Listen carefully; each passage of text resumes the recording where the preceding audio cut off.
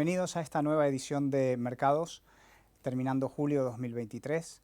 Vamos a analizar un poquito este trimestre y este semestre que hemos tenido este año, ¿no? Como sabéis, hemos tocado pico o estamos subiendo en tema de tipos de interés y la inflación nos ha afectado a todos. Hoy, para comentar el tema de inflación, pues está con nosotros Luis García Langa y nos va a explicar un poquito cómo ve el mercado y también qué es lo que podemos esperar en estos semestres que vienen. Luis, buenos días y bueno, cuéntame un poquito el tema de la inflación, a ver qué está pasando, cómo lo veis los especialistas y qué es la predicción que tenéis, ¿no? ¿Qué tal, Alberto? ¿Cómo estamos? Pues mira, hemos tenido una inflación altísima, inflaciones por encima del 10% durante estos meses, inflaciones provocadas por 6 años de tipos de interés negativo, es decir, cuando los tipos de interés negativo lo que fomentan es que haya mucho dinero en circulación, préstamos baratos, las administraciones públicas se endeudan cobrando intereses, cosas que son totalmente irracionales. Entonces hay mucho dinero en el mercado. Y cuando hay mucho dinero en el mercado, el dinero vale menos. ¿Respecto a qué? Respecto a lo que compramos con él, ¿vale? Esto es la inflación. ¿Qué pasa ahora que ya han subido mucho los tipos de interés de forma muy brusca, que ya está cambiando un poquito el tema del consumo, que la gente ya está perdiendo o acabando con esos ahorros de la COVID, que también han provocado, parte de esta inflación ha venido del exceso de ahorros que tenían las familias por la COVID, es decir, en todas las crisis financieras incrementa el ahorro por miedo a invertir, por miedo a comprar. En la COVID se añade que no nos dejaban gastar, ¿vale? No podíamos ir de viaje, no podíamos ir a cenar, no podíamos comprar.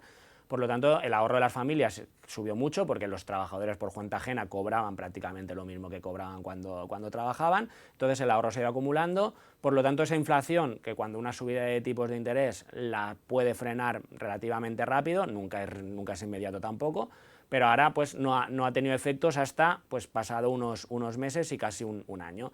Se está acabando ya este ahorro, los tipos ya son muy altos, ya esos tipos ya afectan a muchas empresas que se han refinanciado, ya afectan a casi prácticamente todas las familias que tienen hipoteca, ya han tenido alguna renovación a tipo más alto, algunas llevan 6-7 meses pagando más de lo que pagaban en los últimos años, por lo tanto ya se está notando. Y esto se puede reflejar en este gráfico que mostramos, que es un gráfico que va agregando los datos mensuales.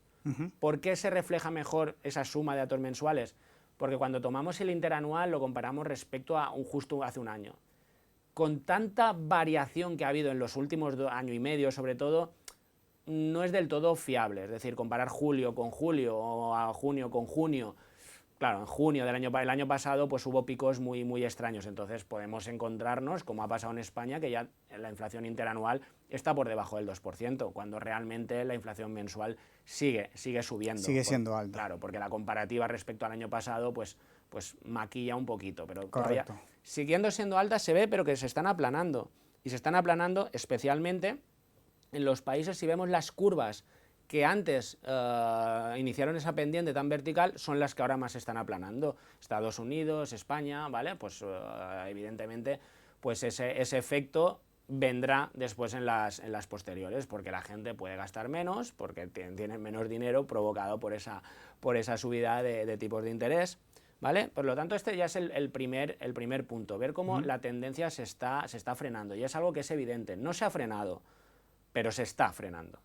Tampoco que la gente espere que van a bajar inflación, no veremos bajadas de inflación, algunas posiblemente puntuales sí, porque se están pasando un poco de rosca los bancos centrales, pero lo que el carrito de la compra que nos costaba 60 euros hace 2 años y ahora nos cuesta 100, nunca más volverá a ser 60, que sea 101, que sea 99, pero nunca volveremos a ver los precios, eso hay que descartarlo, ya somos un poquito más pobres para siempre. Para ¿vale? todos, ¿no? Exacto. Entonces, hay algunos datos adelantados, ¿no? como podría ser el IPP. El IPP lo que marca es la producción de lo que luego consumimos. Cuando hablamos de inflación hablamos de IPC, índice de precios al consumo, sí. Y previo a ese IPC hay el IPP, índice de precios a la producción. Lo que las fábricas o los fabricantes o los productores producen, luego llega al cliente, al consumidor, ¿vale? Correcto. Entonces siempre hay que, pues cuando empezó la inflación alta, primero crecieron los precios de la producción por materias primas, etcétera, etcétera, y después repercutió al consumidor. pues lo mismo pasará con la bajada. Fíjate que las bajadas son brutales. Son brutales. Tenemos ya IPPs negativos. ¿Por qué? Porque ahora lo veremos, las materias primas están cayendo, porque los tipos de interés ya están afectando a las empresas y a las familias, porque el mundo se está desacelerando, por lo tanto se consume menos, ¿vale? Es algo que es... Cuando los bancos centrales suben tipos de interés, realmente lo que quieren hacer es fastidiar a las familias, que las familias podamos comprar menos, tengamos menos renta disponible. Para no sobrecalentar la economía. Exacto, para hacer un favor a la economía tienen que fastidiar un poco a la economía, ¿vale? Suena contradictorio, pero es así. Problema, que durante 6 años hubo fiesta. Ahí es cuando deberían haber fastidiado a la economía, o al menos no dejar tanta fiesta. Ahora, pues cuando ya estamos castigados, pues castigar más creo que no tiene mucho sentido, y ahora hablaremos un poquito de los bancos centrales. Aquí tenéis los IPPs de Estados Unidos, en Europa más de lo mismo, incluso un poco caídas más bruscas porque son más tardías. Estados Unidos viene de caídas anteriores, es decir, que si se produce más barato se tiene que consumir más barato. ¿Qué tiempo tarda entre ese IPP que ha bajado, es decir, el índice de precio a la producción, por así decirlo, hasta el consumidor que vea esa ralentización? Yo creo que ya se está viendo, es decir, es verdad que los IPPs vemos que desde septiembre ya están bajando, no así inflaciones, sí que hemos tenido algunas inflaciones negativas mensuales ya en esos entornos. El delay, ese espacio que tarda, es difícil de saber, porque al final puede haber cosas que se producen hoy y no se venden hasta de aquí a un año. Correcto. Depende de qué activos o de qué productos se tarda en llevar a la venta.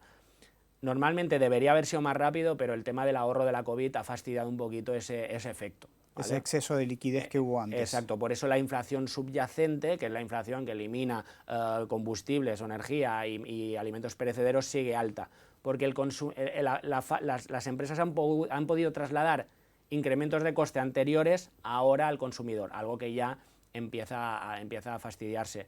Si no hubiera habido este exceso de ahorro por la COVID, seguramente ya tendríamos inflaciones muy normalizadas, muy normalizadas, incluso deflaciones, que creo que es lo que va a venir por la pasada rosca de los bancos centrales. Pero fíjate, España ya tenemos tasa interanual por debajo del 2%, fue de las primeras que se disparó, lo veremos pronto, Estados Unidos ya está en 3%. Es decir, ya la inflación no debería ser. Le han achacado también esta inflación a las materias primas, le han achacado a la guerra de Ucrania, le han achacado al tema del gas. ¿Cómo está ese tema ahora? Mira, aquí vemos cómo han caído las materias primas. Esto es un gráfico de 2023, si tiramos a 2022 la caída es mucho mayor, sobre todo a partir de abril, la invasión el inicio de la desgraciada invasión de Rusia a Ucrania fue el 24 o 23 de febrero, creo que 24 de febrero de 2022, por lo tanto, sí que es verdad que hubo picos de subida, pero las materias primas ya venían subiendo por un exceso de consumo, ¿vale? Porque la gente tenía muchos ahorros, porque los tipos de interés estaban en negativo, había un exceso de consumo y las materias primas ya venían subiendo. La guerra de Ucrania fue un poco la puntillita, pero fue un movimiento vertical bastante fuerte, pero que después se bajó. La guerra de Ucrania ha sido utilizada por los bancos centrales como excusa. Los bancos centrales están gobernados por políticos, por lo tanto, todos sabemos, y da igual el color, que los políticos usan excusas para absolutamente todo. La inflación viene de 6 años de tipos de interés negativos, viene de exceso de fiesta, viene de exceso de liquidez en el mercado. Una empresa emitía un bono, o sea, pedía dinero al mercado, lo compraba un banco y un segundo después se lo compraba el Banco Central Europeo. Un segundo después, con lo que la empresa tenía liquidez y el banco tenía liquidez, era una doble liquidez. Esa liquidez hacía que, pues lo que he comentado al principio, que el dinero pierda totalmente el valor. Normalmente se habla de perder valor respecto a otras monedas, pero como esto ha sido algo genérico, hablamos de devaluación de monedas, ¿no? Pues esto ha sido genérico, esa devaluación de monedas ha sido en todo el mundo, ¿vale? Entonces las monedas se han devaluado respecto a lo que se ha comprado, pero bueno, están, a ver... en resumen, podríamos esperar que la inflación vaya frenando, calme y no baje, pero que por lo menos se mantenga en un nivel más contenido. Sí, tendríamos que ver ya niveles a corto plazo, niveles de inflación muy controlados, incluso picos de deflación, porque como te comento, como va con cierto retraso y los bancos centrales siguen diciendo que quieren subir tipos de interés. Fíjate los bancos centrales, esta pantalla me gusta mucho enseñarla. Esto es de junio de 2021. La Reserva Federal, Jerome Powell, presidente de la Reserva Federal, decía que la inflación era transitoria, que no le preocupaba, que no habría que subir tipos o que habría que subirlos poquito. En ese momento la inflación era del 5,4 y subiendo verticalmente.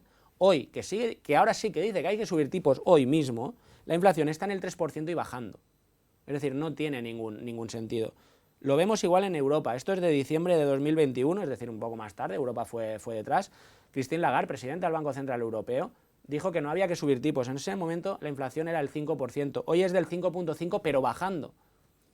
¿Qué sentido tiene que ahora les preocupe la inflación cuando está subsanada, cuando ya está bajando, cuando la curva se está aplanando, cuando tenemos precios de producción cayendo, materias primas cayendo? Sigan preocupados por eso y amenazando a mercados, amenazando a familias, amenazando a empresas. Es algo que yo lo entiendo como un simple rédito político, que por algún motivo esta lucha ahora de la inflación, como a la gente le asusta mucho, cuando ya debería asustar bastante menos, le asusta mucho la inflación, pues se ve que pues la moda política es luchar contra la inflación. Los últimos, desde 6 años anteriores, pues la moda era luchar por el crecimiento económico y le daba igual tipos de interés negativos. Todos recordamos, se recuerda mucho en mercados la guerra entre Trump y Powell, Trump, el presidente del gobierno pre-COVID, que insistía que Powell no subiera tipos, y Powell los quería subir y al final cedió y lo subió muy poquito pre-COVID, porque al final son instrumentos políticos los bancos centrales, desgraciadamente. Y a día de hoy yo creo que veremos deflación por esa pasada de rosca, aunque también te digo una cosa, y lo veremos en próximos vídeos, ese objetivo de inflación del 2% no es real, no es realista, debe ser más. El mundo es más caro hoy que hace años, tienen que actualizar tipos. ¿Por qué? Porque afortunadamente ya no hay niños en Vietnam haciendo camisetas por 2 duros, porque China ya no nos vende cosas por 2 duros, hay aranceles, hay guerras comerciales, porque las energías renovables son más caras que las energías contaminantes. Esto decía The Economist, que la desglobalización mantendrá la inflación. Mantendrá y la hará subir un poquito a medio plazo. Yo creo que los bancos centrales, nosotros, que ya sabes que hablamos mucho con gestores de fondos internacionales, que son los que tenemos en cartera, desde hace ya un año nos lo van diciendo, que ese objetivo de inflación del 2% no es realista. Lo es realista, hoy es realista, porque incluso será negativo puntualmente, pero tienen que actualizar, el mundo es un poquito más caro que antes. Con respecto ahora a las hipotecas, la gente está asustada con el recibo de la hipoteca. ¿Qué le podemos decir? El Euribor, el Banco Central, cuéntanos un poquito a ver qué le podemos decir a estas subidas de tipos a la gente con respecto a su cuota. A ver, es verdad que es preocupante, ¿no? A todo el mundo que tenemos hipotecas la cuota nos ha subido, más tarde o más pronto pues hay algunos que hace 6 meses que ya están pagando más, otros están pagando más desde ahora, las últimas renovaciones, pero es verdad que las subidas de tipos de interés ha arrastrado a tipos de interés que se llaman secundarios, ¿vale? Pero que son los reales, en la economía real, tanto la deuda pública como el Euribor, que el Euribor es el dinero teórico al que se intercambia dinero los bancos, por lo tanto va muy referenciado a lo que marca el Banco Central Europeo. Aquí lo vemos en este gráfico desde el inicio del Euribor. Fijaos que el Euribor es la línea azul, fijaos que va correlacionado pero no exacto, es decir, ahora que a la gente le asusta que la reunión del 27 de julio, la posterior, el Banco Central Europeo subirá tipos, le asusta que el Euribor le vuelva a subir. Bueno, puede que sí, pero el Euribor va adelantado. Si fijamos en el gráfico, el Euribor se adelanta a las subidas y se adelanta a las bajadas, incluso hay momentos en que se cruzan por cuando hay dura mucho una estabilidad de tipos de interés.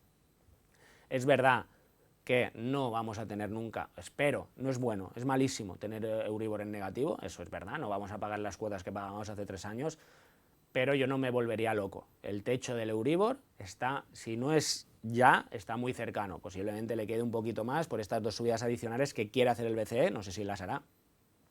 Pero fijaos, aquí lo tenemos un poquito más de zoom en los últimos años. Fijaos cómo la subida del Euribor empieza mucho antes, algunos meses antes que la subida oficial de tipos. Es decir, los mercados, los bancos, que son los que marcan el Euribor, saben lo que va a hacer, o predicen lo que va a hacer el Banco Central y lo adelantan. En este sentido, tranquilidad. Aquí, sobre todo, una decisión financiera llevada por este miedo de subidas del Euribor puede ser catastrófica en en dos vertientes. En la vertiente de cambiar una hipoteca variable por una fija y en la variable de amortizar hipoteca, deshacer las inversiones que tengas, quedarte sin un ahorro o sin un colchón económico para amortizar hipoteca porque estás pagando mucho, y a lo mejor amortizar al tipo más alto o cambiar a tipo fijo al tipo más alto de los próximos años, ¿vale? Esto es lo que he visto también, que muchos bancos ahora están ofreciendo cambiar a tipo fijo cuando el Euribor está en un pico, ¿no? Aquí yo le diría a la gente sentido común. Si el banco te ofrece algo, el negocio del banco es un juego de suma cero. Es decir, si a ti te ofrece, te deja dinero a un tipo de interés, lo que tú pagas de tipo de interés es el beneficio del banco. Es decir, lo que tú pierdes lo gana el banco. Por lo tanto, aquí vamos a ser mal pensados. Además, la banca ha demostrado que hay que ser mal pensados, ¿no? Preferentes, hipotecas multidivisa, bonos convertibles, etcétera, etcétera, que hemos visto en los últimos años. Por lo tanto, vamos a desconfiar un poquito de si el banco hace campañas de cambiar de tipo variable a tipo fijo. A lo mejor es porque le interesan a ellos, ¿vale?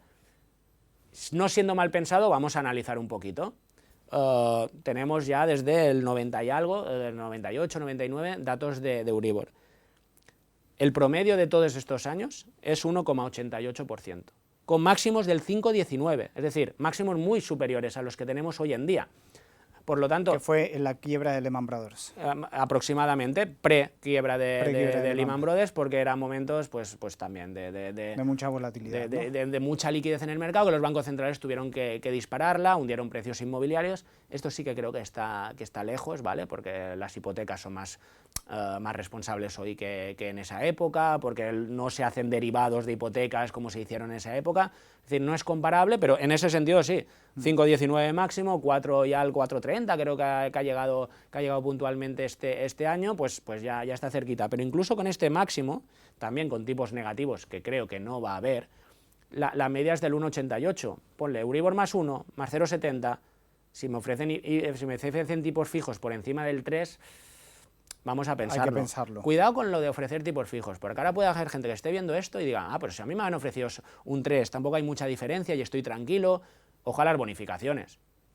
Hay que mirar siempre el tipo que nos ofrecen fijo sin bonificaciones, es decir, sin hacer un plan de pensiones malo, sin hacer un fondo de inversión malo, sin hacer un seguro que nos cuesta 4 veces más que el que haremos con nuestro corredor de seguro de confianza. Es decir, cuidado con esto. A ver, tarjeta de débito, pues domiciliar la nómina, pues sí, esas bonificaciones incluso son cómodas. Son lógicas. Son cómodas para el cliente. Pero ojo a las otras. Vamos a mirar tipos sin bonificaciones, o al menos hacer los números.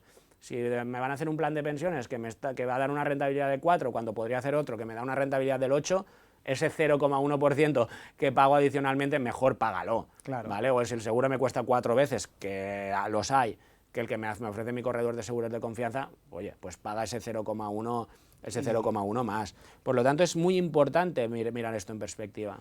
Lo es. Con respecto a esto mismo, si vemos que tenemos el 1,88 de media, por así decirlo, mucha gente está deshaciendo sus inversiones para ir corriendo a adelantar hipoteca. Es decir, el efecto de me aumenta, quiero pagarlo rápido para no pagar más interés. ¿Qué le podemos aconsejar en este caso? Vale. Mira, yo además siempre me gusta predicar con el ejemplo. Yo no he cambiado a tipo fijo y yo no he amortizado hipoteca, ¿vale? ¿Por qué?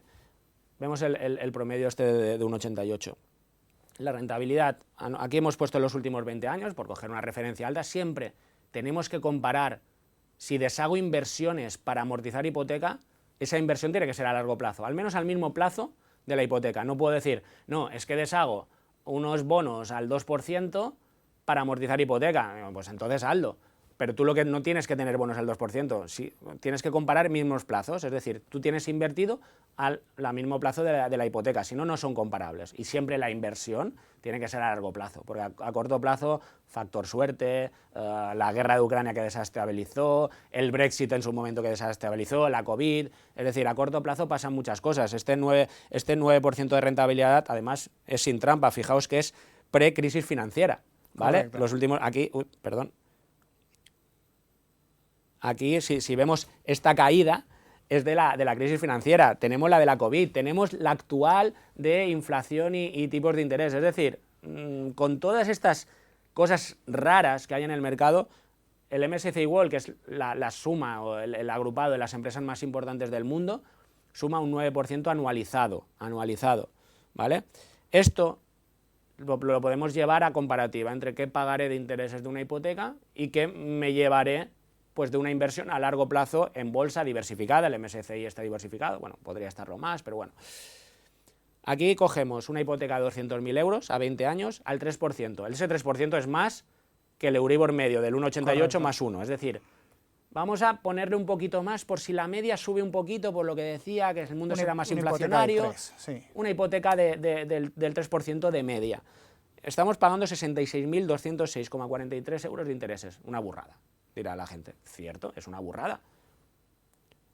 ¿Qué pasa si esos 200.000 euros los tengo invertidos al 8%?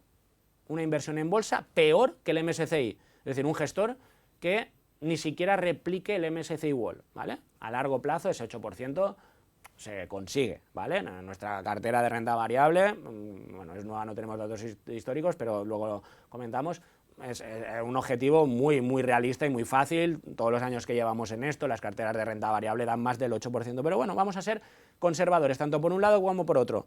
Nos da 732.191,43 euros de beneficio. Es decir, cojo los 200.000 euros, amortizo hipoteca, me ahorro 66.000, pero dejo de ganar 732.000 euros. Aquí, fijaos que nos equivocamos un poco para arriba de rentabilidad de Euribor, tenemos margen, ¿eh? Tenemos 650.000 euros de margen. Un profesor mío de economía lo explicaba como que las empresas siempre tienen que ir por encima de la inflación para vivir. Es que si no, no hay empresa. Si no, no hay empresa. Claro, es que es tal cual. Cuando Entonces, conviene más, obviamente, mantener esas inversiones que si están bien gestionadas, nos darán más que una amortización rápida de la hipoteca y que esta amortización nos dejará sin liquidez por si pasa algo. Exacto, después encima no tendremos dinero tendremos que volver a crear ese ahorro. Es verdad que lo que pagamos de hipoteca nos lo ahorramos y lo podemos invertir, pero ya tenemos que volverlo a constituir, hemos perdido todo lo acumulado, hemos pagado impuestos también del beneficio que saquemos.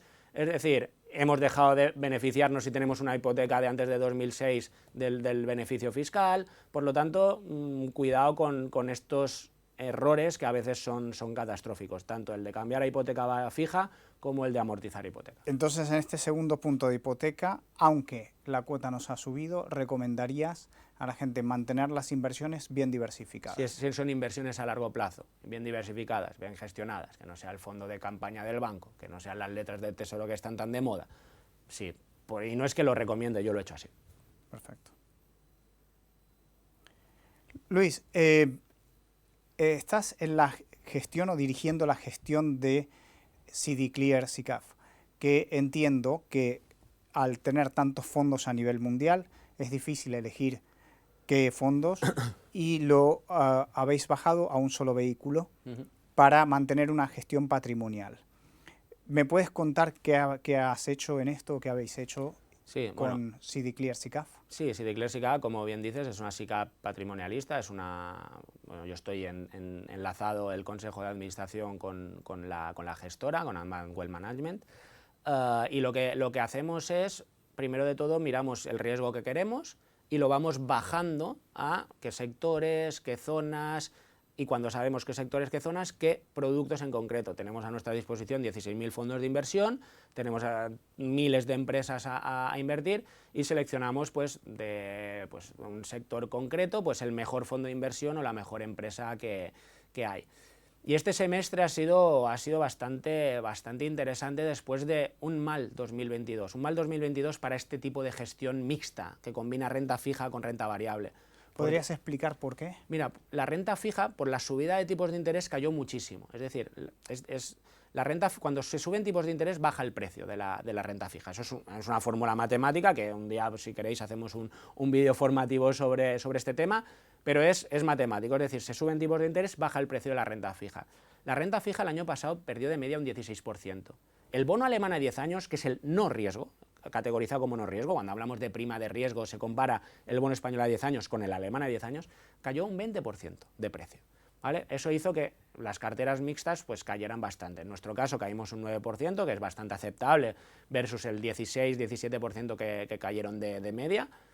¿Por qué? Porque cayó la bolsa, que eso, bueno, pues no nos da igual que en esta cartera, pero bueno, lo asumimos, tenemos herramientas de protección y tal, pero sí que nos fastidió más la caída de la renta fija. Entonces este año hemos cambiado cositas, porque está cambiando la perspectiva de inflación y de tipos de interés, aunque la gente crea que los tipos van a subir mucho y la inflación va a subir mucho, no, se está frenando y tarde o temprano tienen que caer. Por lo tanto, está cambiando un poquito la perspectiva de las inversiones. Nosotros, ¿qué hemos hecho este primer semestre ya cerrado? Pues hemos incrementado peso en renta variable. Y además lo hemos incrementado en sectores castigados injustamente por el mercado. Véase la tecnología, véase las grandes tecnológicas que cayeron el año pasado porque había inflación, porque había subida de tipos, cuando ellos tienen poder de fijación de precios, no tienen deuda, por lo tanto, son dos factores que les da igual, evidentemente se han disparado. Bueno, te digo que hemos incrementado renta variable durante todo el periodo del semestre, justamente al final del semestre estuvimos recogiendo beneficios. En esta cartera tenemos estrategias de protección incluso automáticas, se nos activan futuros, venta de futuros, se nos activan stops, pues prácticamente no se nos han activado, ¿vale? Se nos han activado algunos, poquita cosa, ya en beneficios, que es lo que nos ha permitido ahora desinvertir y recoger beneficios estos últimos días del semestre, pero pues cuando el mercado va bien, pues las estrategias de protección no se activan y dejamos trabajando las carteras. De hecho, hemos cerrado una de las protecciones que teníamos el año pasado, que era contra la subida del euro, ¿vale?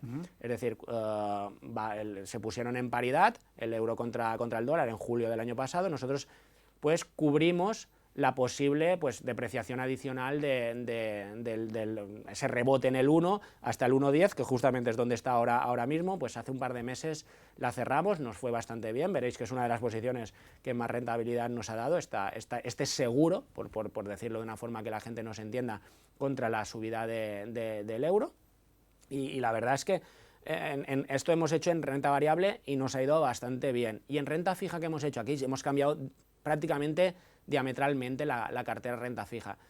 Nosotros sabíamos que los tipos de interés subirían y teníamos renta fija duraciones cortas, que es la que menos les afecta a las subidas de tipos de interés. También digo, insisto, esto da para un vídeo adicional, pero bueno, que se quede la gente con este concepto. Duraciones cortas, subida de tipos, el precio baja menos, ¿vale? Pero aún así, como la subida ha sido tan vertical, ha afectado a todos los vencimientos y ha caído mucho, pero muchísimo menos que lo que te decía, los 20% que han caído otra. ¿Qué hemos estado haciendo desde noviembre aproximadamente del año pasado?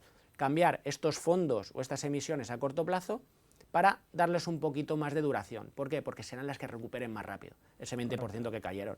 No será inmediato, de hecho, en este primer semestre sí que estamos sacando algo de rentabilidad en algunas emisiones, pero en otras incluso todavía perdemos un poquito, pero es algo que creo que nos va a dar una rentabilidad extra importante. Tenemos fondos con emisiones con rentabilidades a vencimiento del 8 o 9% de medias, otros del 5 o 6%. A ese precio se tendrá que ir incluso antes de vencimiento, ¿vale? Por reacción del mercado. Y es algo que confío mucho en ese aspecto. ¿Sabes cuando la gente dice, no, voy a comprar letras del Tesoro, que me da un 3 y algo? Tenemos algunos bonos de países, justamente de España no tenemos americanos, franceses, alemanes, pero a duraciones un poquito más largas, que son lo que más va a recuperar, exacto. ¿Puedes mostrarnos a ver cómo ha ido las posiciones? Sí. ¿Qué es lo que...? Mira, aquí tenemos las 10 posiciones, a ver, de las 30 y pico que tenemos, las 10 posiciones que más rentabilidad nos ha dado. Si os fijáis, hay mucha tecnología. Estas posiciones que entramos a finales del año pasado, que algunas ya las hemos vendido porque esta cartera tiene un objetivo patrimonial, por lo tanto recogemos beneficios antes que en una cartera de renta variable que dejamos correr, pero por ejemplo, fíjate Alphabet, que nos ha subido bastante, ya la hemos vendido, Adyen, que es una holandesa de pago de comercio electrónico, de pasarela de pagos para webs y aplicaciones, también nos ha subido mucho Apple, nos ha subido Amadeus, que es tecnológica / turismo es de lo que mejor está yendo este año, nos ha subido mucho el fondo de Millennial de Goldman Sachs, que compramos también a final de año. No es un fondo puramente tecnológico, pero con un sesgo tecnológico grande y con las Big Techs, las Amazon, las Facebook en cartera, pero no solo nos ha subido la tecnología, que es verdad que apostamos fuerte por eso, pero somos una cartera diversificada y hay otras cosas que nos han dado, Berkshire Hathaway, por ejemplo, que tuvimos que vender los beneficios que ya llevamos acumulados porque se nos estaba sobreponderando demasiado, que Berkshire Hathaway es la empresa de Warren Buffett. Es decir, Correcto. tenemos a Warren Buffett subcontratado, ¿vale? Sí. Dicho de otra forma, tenemos el BNP Aqua, es decir, recursos naturales, tenemos Alstom, que es ferrocarril, pues un poquito la sostenibilidad también. No toda la sostenibilidad ha ido bien, pero pues ha habido alguna que nos ha dado sorpresas positivas. ¿Y de las peores o las que no han ido mejor? Pues las peores, evidentemente, pues lo contrario. Pues mira, la que peor no va es Neste, que es una petrolera verde finlandesa, que es una pedazo de empresa. Yo hace poco hablaba con un gestor de una IAFI y hablábamos de esta empresa y su explicación fue: el mercado se está equivocando con Neste. Bueno, yo no sé si es tan así, pero es una pedazo de empresa, beneficios, contratos cada 2x3, además con energías verdes. Bueno, de hecho es una empresa para ir comprando con las caídas, que es lo que... O sea que no solo dentro de CD Clear no solo tienes fondos, sino también empresas individuales. También, claro, porque también hay una parte de la estrategia que son comprar a corto plazo por ajuste de precios, como has visto antes Alphabet, como has visto Apple. Tocaron suelo, técnicamente muy atractiva, con ratios muy atractivos, pues compramos y buscamos esa rentabilidad del 10, 20, 30% a corto plazo, que nos está dando alegrías, pero también tenemos otras a largo plazo, porque son empresas core de la cartera, porque son empresas que tienen que estar en cualquier cartera de inversión. Claro, una persona pues no puede tener 10 fondos y 3 empresas, porque por diversificación, pues una clase media, no, pues claro. Pero claro, no es la ventaja de tener esto. Bueno, también está la ventaja fiscal, ¿no? A ver, aparte, claro, nosotros hemos vendido Alphabet con un 30 y pico % de beneficio y no hemos pagado impuestos. Una persona física los pagaría. Los pagaría. ¿La rentabilidad que ha tenido el CD Clear SICAV? Pues fíjate, aquí lo tenemos por años. Empezamos en 2018, un año históricamente malo, porque cayó renta fija, cayó bolsa, cayeron materias primas, es decir, el dinero no fue a ningún sitio, desapareció. Es un año histórico que bueno, pues nos penalizó. 2019, 2020, incluso con el año de la COVID, dimos rentabilidad positiva, 2021 también, y 2022 volvimos a tener este bache provocado por la renta fija, y en este año estamos con un 3,80 y algo. Pues es verdad que, como hemos visto antes en las tablas, las partes tecnológicas y la parte sostenible que también nos ha ido bien, la ha contrarrestado un poquito algunas todavía emisiones de renta fija, y sector salud, que tenemos bastante y que no ha despegado, y sector inmobiliario, que hemos entrado este año un poquito antes de tiempo, pero bueno, que la primera peseta se la lleve otro, pero sobre todo el sector inmobiliario americano o alguna SOCIMI que estamos también mirando en España.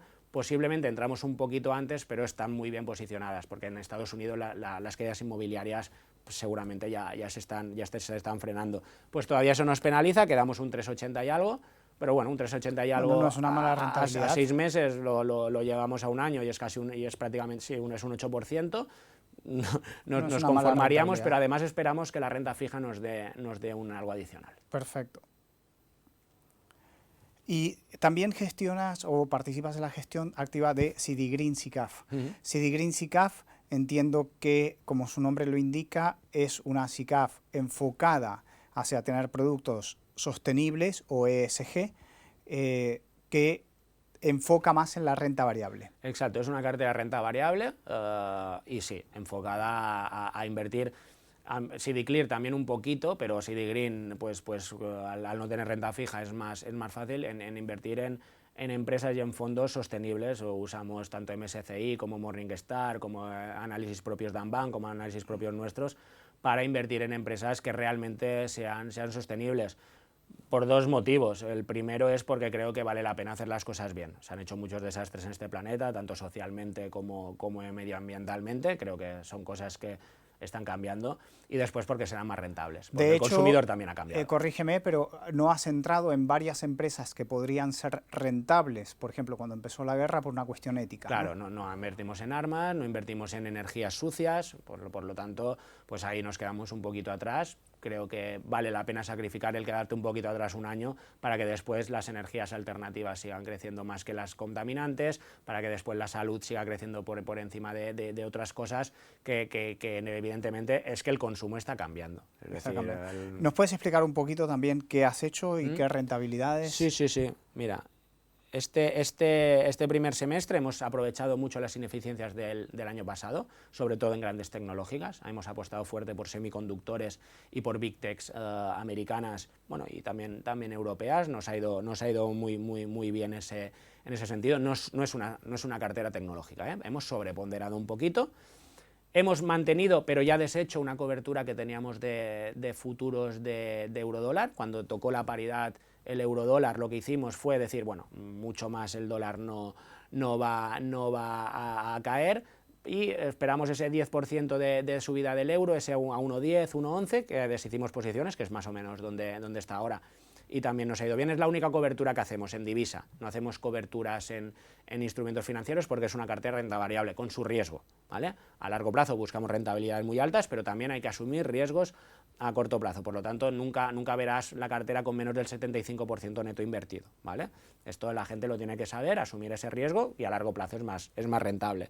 Y lo que hemos hecho precisamente en junio es recoger beneficios para situarnos en ese 75%. Las subidas verticales del primer semestre pues podrían recortarse un poquito, pues hemos hecho un poquito de liquidez para invertir sobre todo en sectores que se han quedado un poquito atrás y que ahora estas semanas vamos a, por ejemplo, inmobiliaria, salud, pues vamos a poder apostar un poquito más por ellas, porque se dice, la bolsa ha subido mucho este año, y es verdad que tenemos un Nasdaq en el 30 y algo % de rentabilidad, pero ni siquiera en el Nasdaq ha subido todo. O sea, una cuarta parte del Nasdaq está en positivo, pero 3/4 partes está en negativo, porque han subido mucho las grandes tecnológicas, que son las que pesan mucho en los índices, ¿vale? Pero tenemos índices en negativos, el salud, el financiero americano está en negativo, no así el europeo, tenemos inmobiliaria también en negativo, por lo tanto, todavía tenemos oportunidades, y es donde tenemos que hacer ese trasvase, y ahí es donde se debe notar la gestión activa. ¿Cómo ha ido? ¿Qué rentabilidades habéis obtenido? Mira, tenemos como rentabilidades positivas, evidentemente, si miramos la cartera de mayor rentabilidad, tenemos mucha tecnología.